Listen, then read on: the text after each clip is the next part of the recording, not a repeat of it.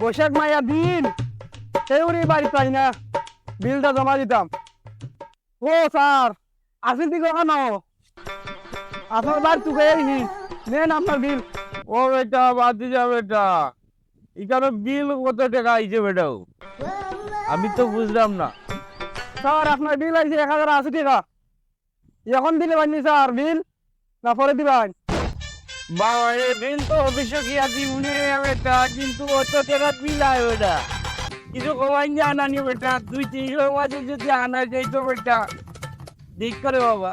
আচ্ছা স্যার, বিল কমানি দিব, 100 টাকা লাগবো। হ্যাঁ 100 টাকা দিব রে বেটা, বাবা এই নে 100 টাকা।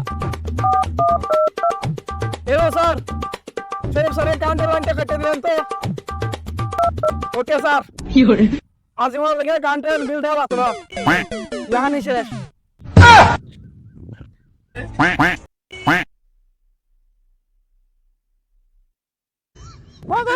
বেটা বাইক দা বেটা, আমার তুই বাইক দা বেটা, আমার লাইন চালা গিয়া যারে বাবা, কাটিস দা রে বাবা, আমার লাগতো না, বিল দিও রে, বিল দিও রে, বিল দিও।